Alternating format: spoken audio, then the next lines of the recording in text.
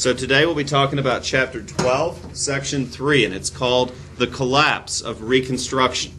We're going to be talking about Southern opposition to radical Reconstruction. That was the members of Congress who hoped to make Reconstruction ensure civil liberties for African Americans, and they were called radicals for that. Of course, the South opposed this concept. But we're also going to be talking about economic problems in the North and how the time of Reconstruction, the time of Union rule over the Confederacy to enforce civil liberties for blacks, came to an end. Nation building in the South failed. We gave up on building a nation in the South, and we allowed the restoration of home rule. We gave up on ensuring civil liberties for blacks in the South, and I'll hope to explain why through the course of our lesson. I want to start with the obvious here. Last week, Cassie asked a question about why did African American participation in politics have an end date? Why is that a thing? Why is 1877 significant? And I kind of gave an obvious answer, but I promised I would come back to it. This is a charcoal engraving of members of the Ku Klux Klan. Known by many names, they were a white terrorist Christian organization, or at least they called themselves Christian, but they were a white terrorist organization seeking to stop African American influence on politics in the South, and still exist today. The Ku Klux Klan, called KKK for short, began as a Confederate Veterans Club.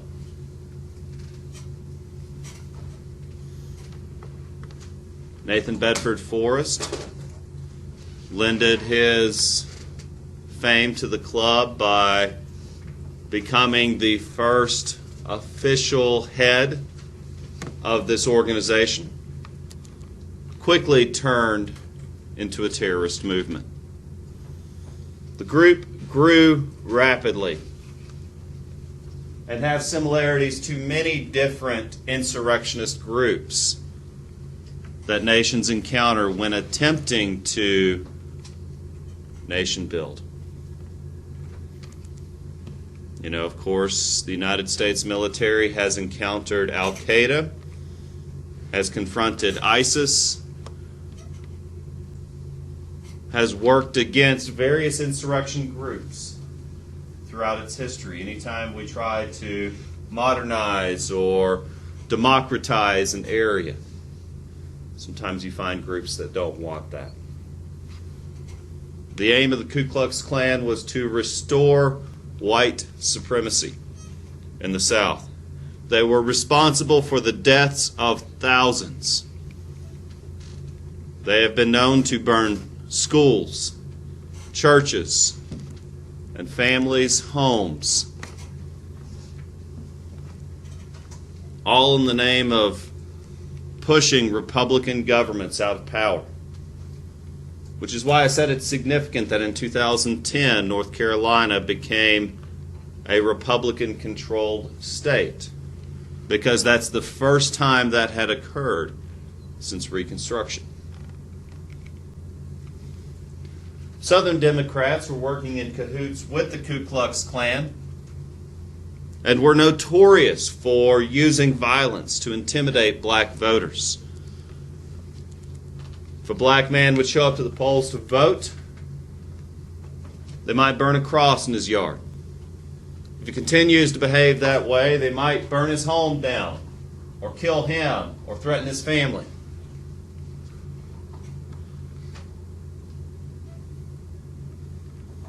And you see, it was difficult for blacks to fight against this, because those in the highest positions of power in southern states were members of this organization.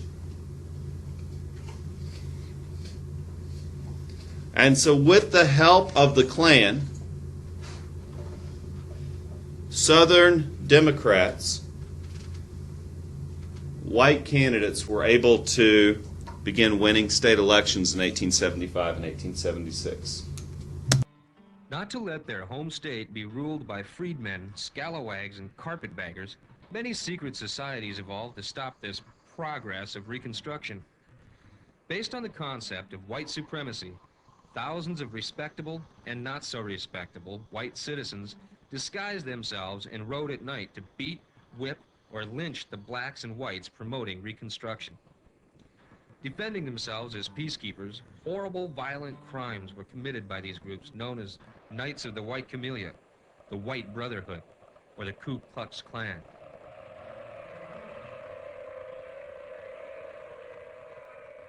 In spite of the racism prevailing in the South, many blacks accepted the challenges of citizenship and endeavored to make a living. Many tried to find land offered by the Homestead Act. 40 acres and a mule were promised to us, but rarely delivered. Some properties in the South were given to us freedmen, but most of the land available was poor and no good. Eventually, some blacks sought the open frontier in the West, finding free land available to homesteaders. As the years of Reconstruction passed, the South became more determined to take control and to end Reconstruction. Blacks were intimidated to not vote. Federal troops grew weary to protect civil rights, and many Northerners lost interest in reforming their Southern neighbors. During the 1876 presidential election between Republican Rutherford B. Hayes and Democrat Samuel J. Tilden, a dispute occurred questioning who had won. To settle the question, Southern Democrats agreed to let the Republican Hayes be president under the condition that all federal troops be removed from the South. This 1877 bargain brought an end to Reconstruction and the freedoms of blacks. Nevertheless, the ideals of Reconstruction were now secured in the Constitution. These amendments later helped lawmakers attack the injustices of prejudice and rightfully defend the civil rights movement of the 1950s and 1960s. During Reconstruction, the slaves were freed. A president was assassinated. Civil rights were protected. Johnson's impeachment failed. States were reunited. Freedmen voted. White supremacists terrorized. And Southern states returned to home rule. Major John William DeForest of the Freedmen's Bureau aptly expressed the lessons learned from the Civil War and Reconstruction. These are his words. For the sake of the entire Republic, we should endeavor to make our citizens feel that they are Americans and nothing but Americans. Let us remember the fact that no section of the community can be injured without injuring the other sections, that the perfect prosperity of the whole depends upon the prosperity of all the parts. By learning from the mistakes of the past, hopefully Americans shall grow in knowledge and seek a better America for tomorrow.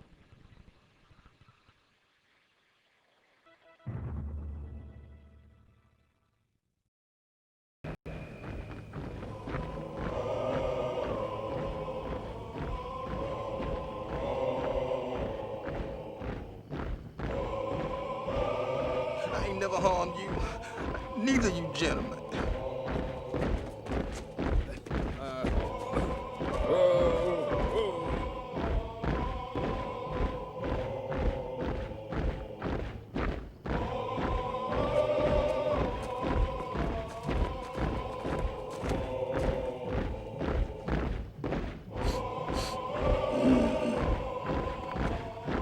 I ain't never harmed nobody.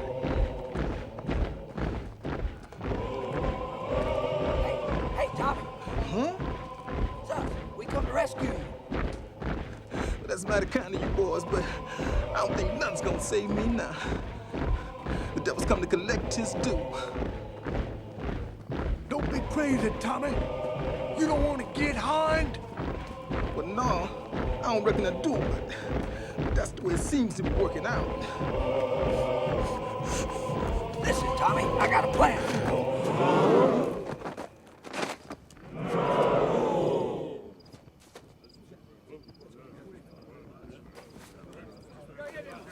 Color guard is colored.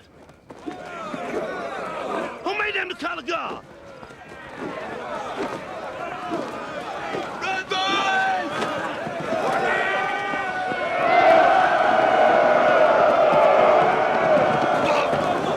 No, son.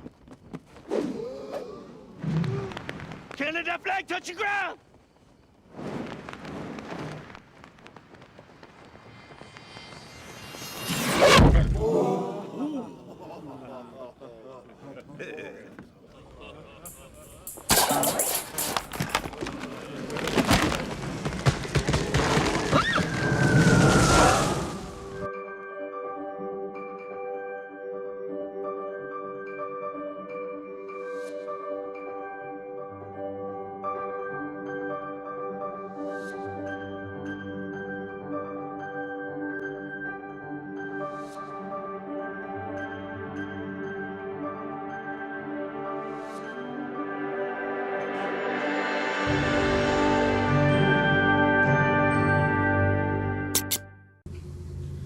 The next picture I wanted to show you is one that people have shot up a bit, it appears.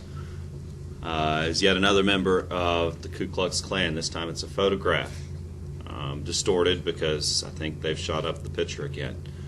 These people would wear masks to hide their identity because they were often important members of the community, committing despicable acts that would tarnish their reputation. And so they would protect their identity within this secret society.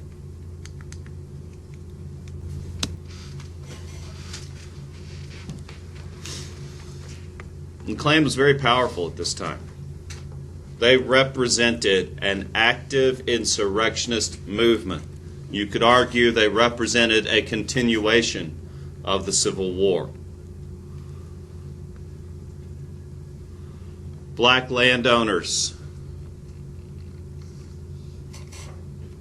skilled workers, any African Americans who sought to advance their status could come under attack from these groups.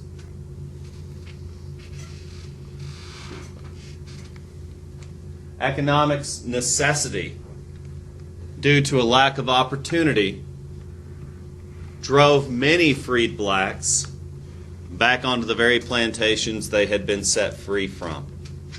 Many freed blacks wound up as wage workers or sharecroppers, working once again for the same white men they had used to call masters.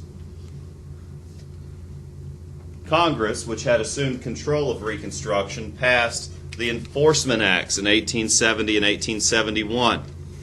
The purpose of these laws were to curtail the power of the Klan and the Southern Democrats. However, the Supreme Court ruled this act unconstitutional. Yet Klan violence did eventually decrease.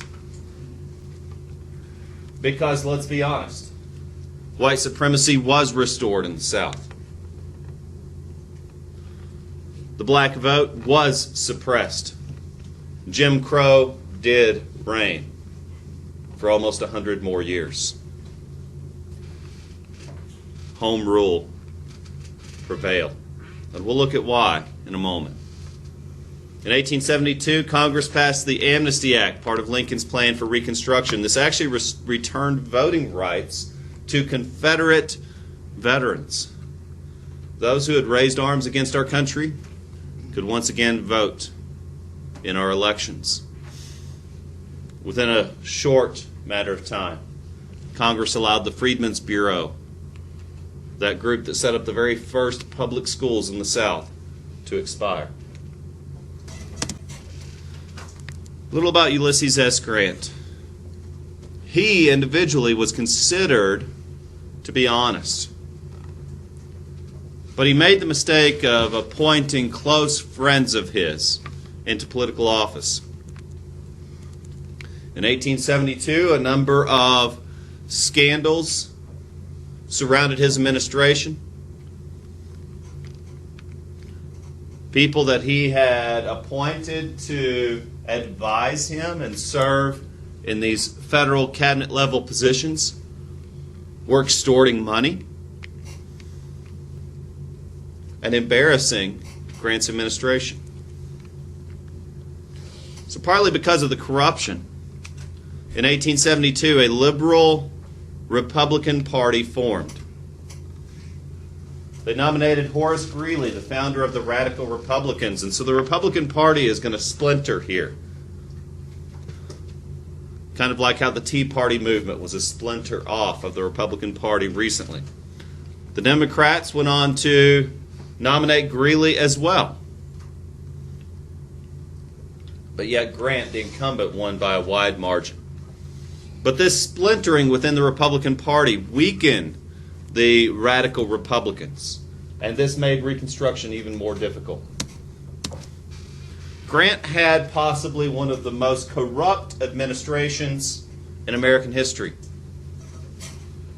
Because of charges of corruption and conspiracy, Grant chose not to seek re-election. And the scandals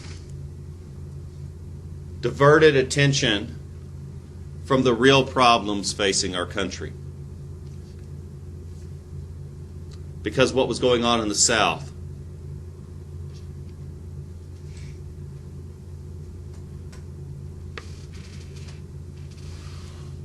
needed the attention of our nation. And these scandals diverted away much of the concern.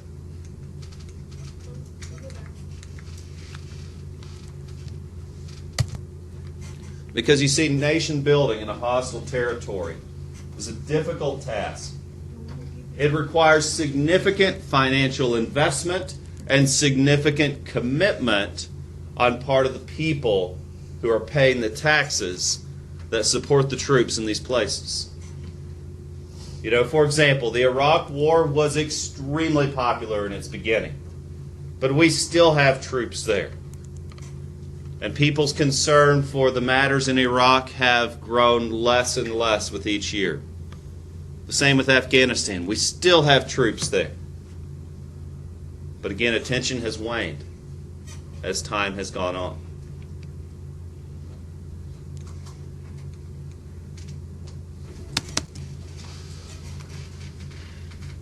See, nation building is a long process.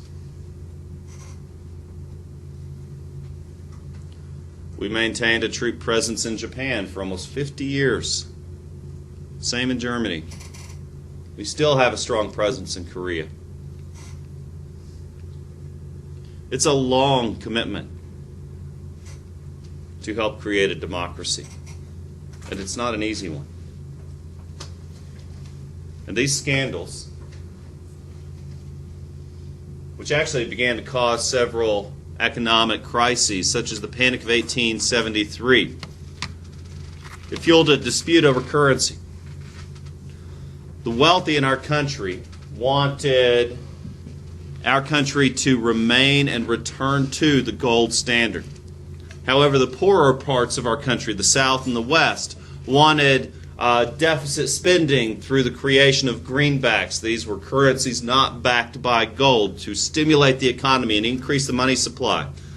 Yet in 1875, the Specie Resumption Act put the country back on the gold standard. And this also weakened support for the radical Republicans, because anytime you have economic troubles, foreign policy concerns go to the back burner. How can we afford to nation build in the South? How can we afford to keep troops on the ground in Alabama when we have an economic crisis going on? We need to pull back. We need to withdraw. It's weird thinking of Georgia as hostile territory in need of reconstruction, but that's exactly what it was at this time. And when you have economic troubles like the recession that we experienced a few years ago, concern for foreign affairs dwindles. And so this cartoon portrays the panic as a health officer sweeping garbage out of Wall Street. The trash is labeled various things such as rotten railways, shaky banks, and examples of corruption. And then finally, here's a drawing of the Panic of 1873. In many ways, this panic was a severe depression. banks failing, a currency in question. And many people said, we don't have time to be thinking about what's going on in the South right now. We need to focus on our own economy. There were a number of Supreme Court decisions that undermined Reconstruction, such as Plessy v. Ferguson. It undermined the 14th and 15th Amendments. The Supreme Court, for example, ruled that segregation was not a violation of the 14th Amendment, and that ruling would stand until 1953. The Supreme Court turned a blind eye to the poll tax and the literacy tests that the South were using to keep blacks from voting. The federal government essentially lost the power to protect African Americans' rights. But as I said, partly due to economic troubles, partly due to the long duration of Reconstruction, attention shifted to other problems. Many people wanted an end to Reconstruction so that we could bring our troops home, so that we could restore these southern states to their previous status. And many people began to dislike Reconstruction policies. Because if the Civil War was unpopular after 4 years, by 1865 it was extremely unpopular.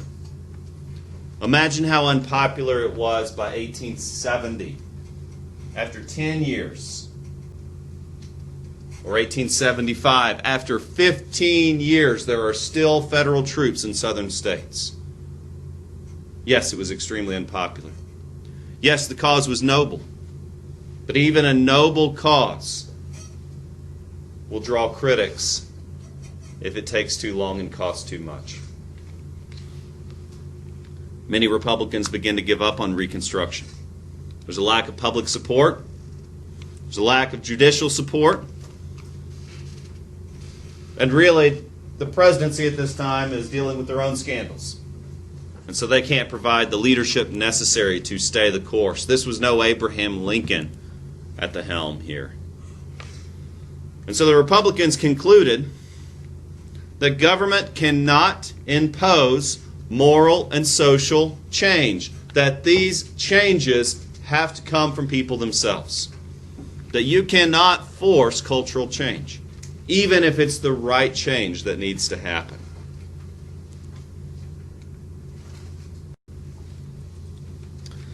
And so,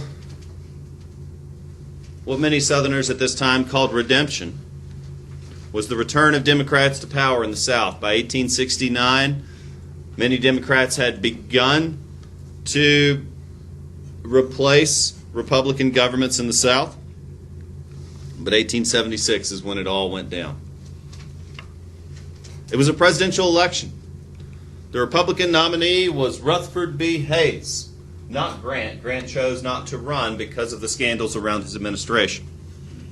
The Democrats chose Samuel J. Tilden. Well, as you can imagine, the Republicans are not going to be very popular in the South, not without the black vote, because blacks were terrorized to keep away from the polls. However, there were Northern Democrats, and so the Democratic Party at this time represented one of the only national parties. So Samuel J. Tilden had a good chance of winning. In fact, he won the popular vote. More people voted for Samuel J. Tilden than they did Rutherford B. Hayes. But you've never heard of Samuel J. Tilden because even though he won the popular vote, he was one electoral vote shy of winning. Yet, 20 of the electoral votes were in dispute. It was very much like what happened in the 2000 election, where it was too close to call. And so a meeting of party leaders from Republicans and Democrats came together. And behind closed doors, a compromise was reached. Because you see, many Southerners were threatening bloodshed if Tilden, the winner of the popular vote, were not elected president. Many Southerners were threatening violence over that election.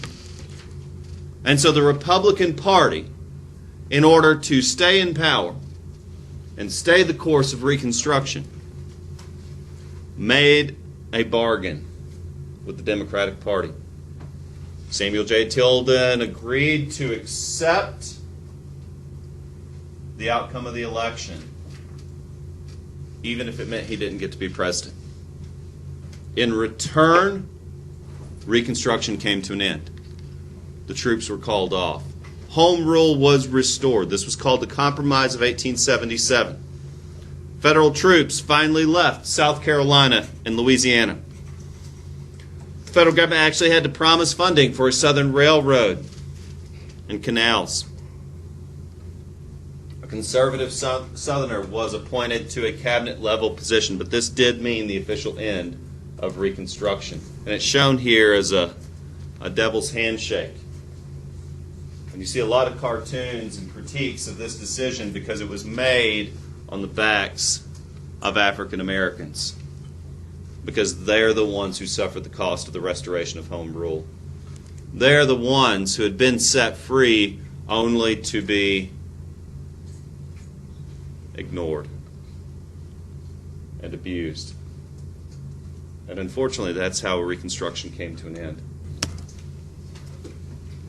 This is home rule.